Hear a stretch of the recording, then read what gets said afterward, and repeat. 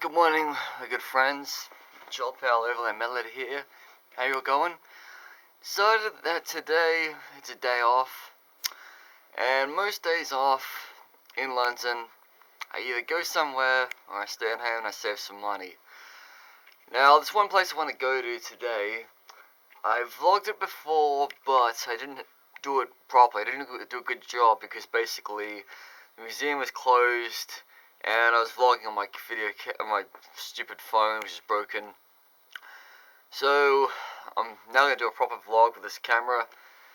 And today we're going to go out to Great Missedon, visit the Roald Dahl Museum. And then we're also going to go visit his grave. And the other thing I forgot to visit last time was where his daughter, Olivia, was born. Sorry, where she's buried. Because his daughter died of measles. Yes, measles in the 1960s. So I'll have to pay homage to his daughter, because it's kind of a bit weird how, alright, like at the cemetery, Roald Dahl's buried here, and his daughter is buried up the hill right there. I mean, normally when families have their plots, they like to be very close together, but hey, it's still.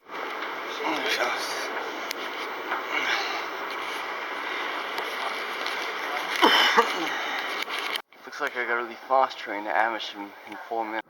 Seems like I got a really fast train this afternoon. It's not stopping at any of the other stops. Just going straight to Wembley Park. And then maybe straight to Amersham.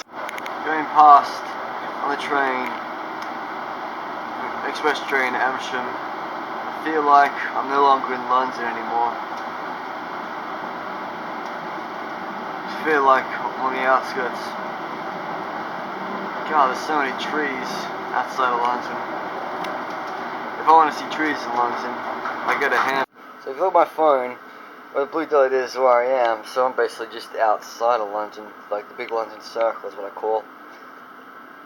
So no longer in London or Greater London, but this town, call it Shore. Raced from train station, Tesco's, got myself a bottle of water. Now I'm ready for the train ride. I've arrived back at Great Missedon. It's been 9 months since last year.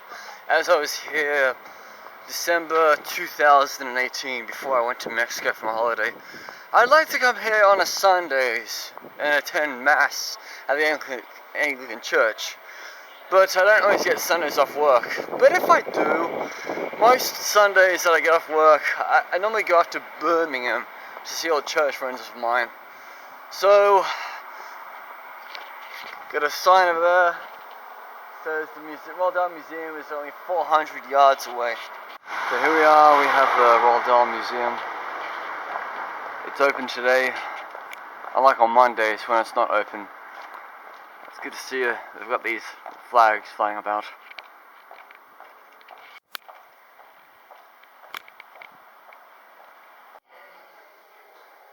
So, in the museum, the front entrance, got my ticket, and that's my guidebook.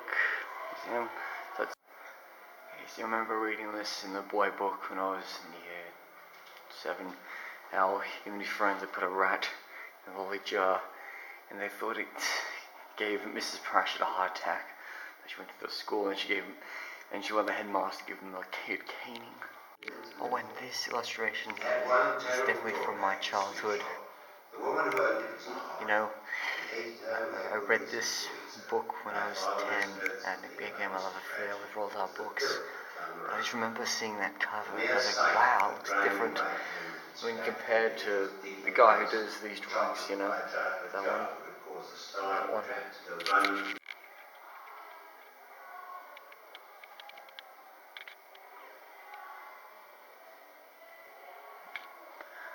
And these are some of the old-fashioned sweets Roald used to like.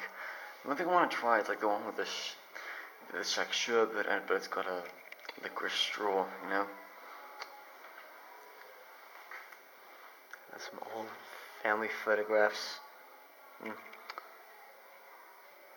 Ah yes, according to Blake and Roald Dahl, Gordon Blake did the best drawings. Summer holidays, those magic words, the mere mention of was essential.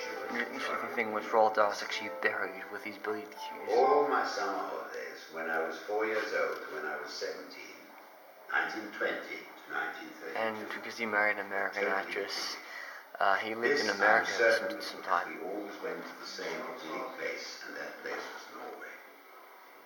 Even the journey was an event. We were always an enormous party. There were my 3 sisters, Roald Dahl my and ancient Walt half-sister, Disney. that's Wow. 4, and my half-brother and me, that's 6, and my mother, that's 7. And going out to Newfoundland, which is now part of Canada. Those who were never less cheap again. Telling the story how I took 2 days of my boat to go from Newcastle to Oslo. I hate these things. I mean, I just can't believe they stopped those boat rides. Because I hate flying. But I mean, you can go from London to Oslo in 2 hours.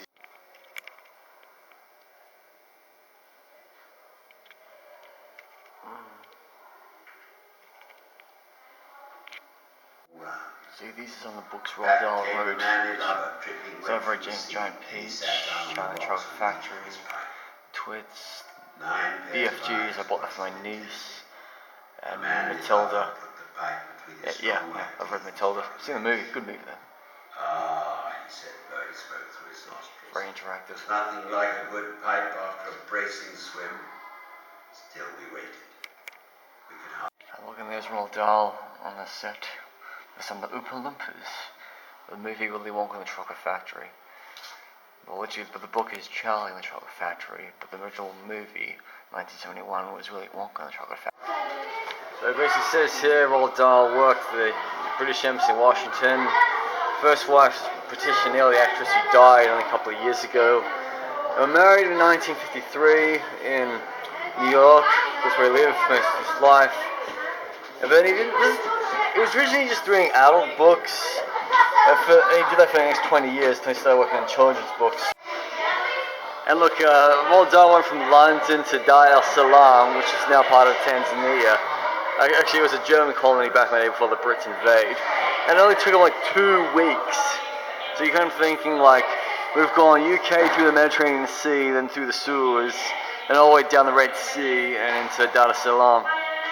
So you're like 50 letters home, you know. And actually comparing Roald Dahl's actual height to the size of a giraffe. And all these characters, these are all the characters he created. Yeah. Plus it says that like Roald Dahl, he was flying over Libya in World War II and he crashed his plane, but then he survived. And then he also like did some firefighter work in Greece, Palestine, Syria. So when you come to think about like 1940, my great uncle didn't get to Libya until 1941. So it's kind of interesting how both my great uncle and Roald Dahl were involved in the same Libyan campaign. And for under 12, you could dress up like Roald Dahl as a pilot. There's a bit of a way on his life in the military. So he's listed in 1939. He's posted to 80 Squadron, badly injured in a crash in September 1940. Then he rejoins it like 6 months later. Greece survives the Battle of Athens, 1941. Continues to fight in Palestine and Syria. Is invalidated at home, and then joins the British Embassy in Washington DC. Look over here, there's like Roald Dahl with his hero Ernest Hemsway, and he's in his British military uniform. They're like, see, he's got like the wings. Okay, so this is a bit of his of life. According to the Norwegian folklore, he knew from his childhood several walls catch the reflection of witches and trap them. The witches, well, Patricia Neal, and his favourite lunchtime snack was prawns, Norwegian prawns and lettuce. And a little bit of his biography right here. Okay, here's a photograph of Roald Dahl hanging out with President Roosevelt and his family, like third from left. And so these are his like children, a bit of his family tree. So like his daughter died of measles at like 7, and she's buried Great Missing. There's Tessa, Theo, Ophelia, and Lucy. Then he was married to Patricia Neal. One of his sisters, Althea, died in 1909. But his Norwegian parents actually buried in Wales. And Austria, she died at like 8, so she died of that. Then that's his mother. So his mother died in 67.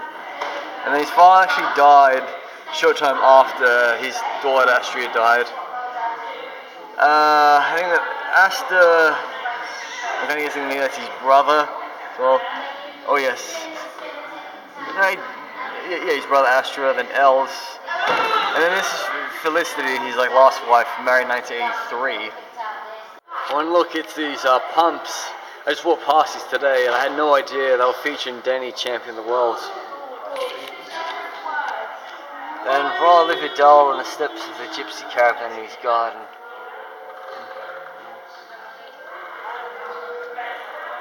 And these are all the pets that Roald Dahl had, like cats and dogs.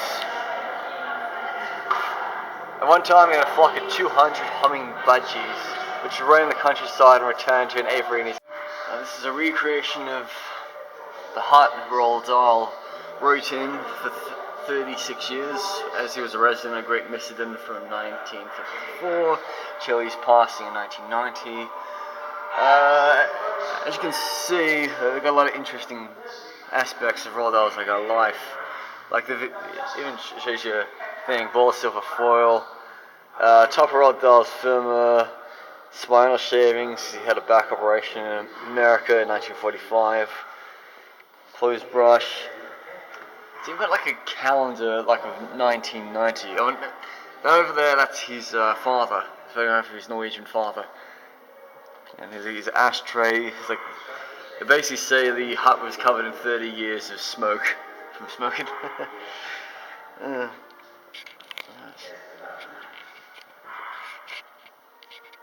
And this is a painting, a drawing of his late daughter, Olivia. She died at age 7 of measles. Encephalitis after Olivia's death. Amelia Shaw Hastings made this pasted portrait from a photograph Roald Dahl placed it opposite his chair so he could always see her. See, Quentin Blake is one of the best illustrators of my time. And the work he did for Roald Dahl and even Michael Rosen. It's kind of like no wonder why I always cringed at my copy of James the Giant Peach. I was like, why doesn't it have this type of drawing? And then I realized the illustration wasn't done by Quentin Blake. Oh look, and it's even got stuff from the Matilda movie. Betty Carver's Miss Trunchbull Wolverine stage productions. It's quite amazing how they have to take Roald Dahl's sketches and bring them to life in movies. You know?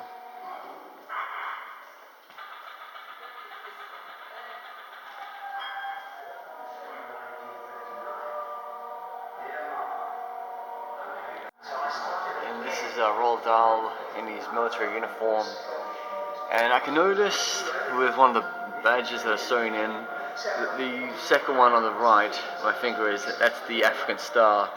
So my great uncle was also given that star for fighting in Egypt and Libya.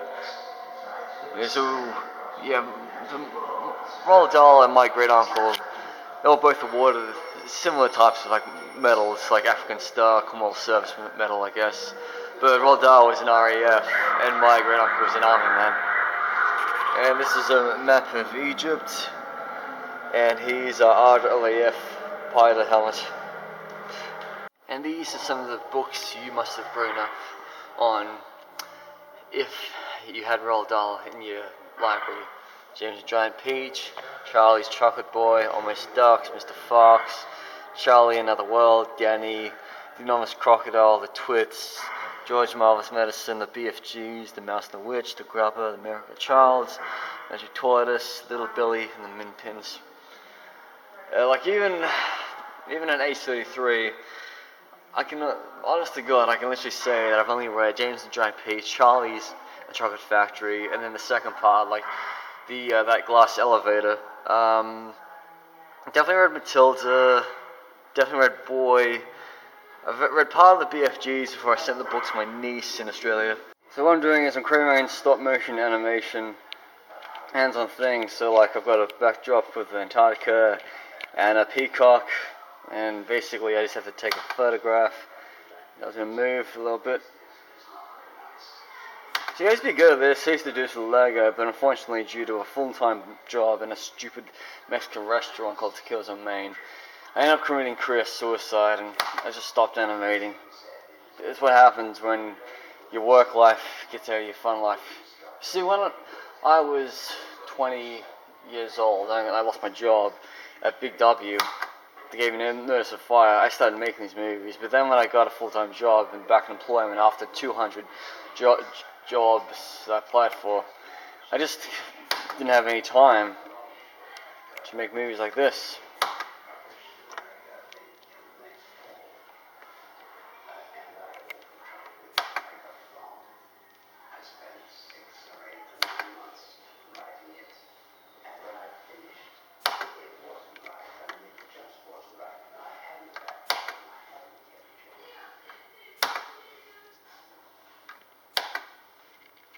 Press play button to see movie.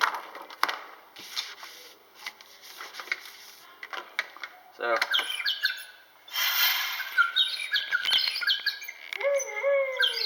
it looks like we've got a bit of Fantastic Mr. Fox.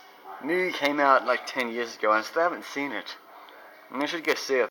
So in here you got a crafty kitchen where you can do your children under 18 can do your own arts and crafts.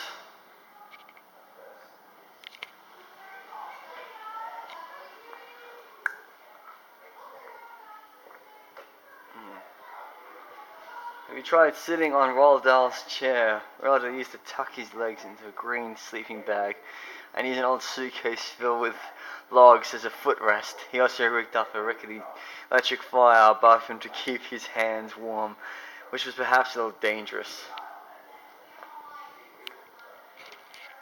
It's like another recreation of Roald Dahl's writing hut. So what Roald Dahl would do when he works his shell was he'd get a bar of Cadbury's and he would save the wrappers and wrap it up to a ball like this. And that's what it says right here. So like, it's kind of like, you know, how you collect rubber bands, you tie them up to a ball, make a big ass rubber band ball. What do you think this is? Well, I guess a whale. The whale was carved from a piece of whalebone given to Roald Dahl by Inuit people in Canada.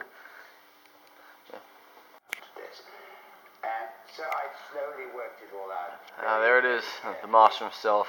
I have a comfy chair. I've got this writing desk. I made this myself. It's got on it Pencil sharpener. Look at that. cloth, which is very soft on the eyes. This dark green. Hey, look, you can even record a dream, like on the BFGs. I'm going to live in Sweden for the rest of my life after I visit 100 nations. I'm going to live in Sweden for the rest of my life after I visit 100 nations. Spot on. So, my copy of James the Giant Peach has illustrations by Nancy Ekholm Burkett. Nancy's drawings capture the fairy tale magic of Roald Dahl's creations and show the wonderful place the characters discover along the way. Through the sketches, hear the adventure, smell the peach, and find magic for yourself. So seeing all these sketches just reminds me of like reading this book when I was 10. This book when I was 10 years old, you know. And when the movie came out when I was 12, they used Joanna Lumley as one of the... So basically the spoiler alert is that the peach flies in the air and it goes across the Atlantic and lands in New York City. And all the children in New York eat the peach. And then the stone gets put up in Central Park and James lives in the peach. Well, he lives in the stones. Right now just at the cafe part of the museum. Just waiting for my coffee. Waiting. Now this is what you call a mug of coffee. Look at that. Wow. Another interesting thing I just discovered thanks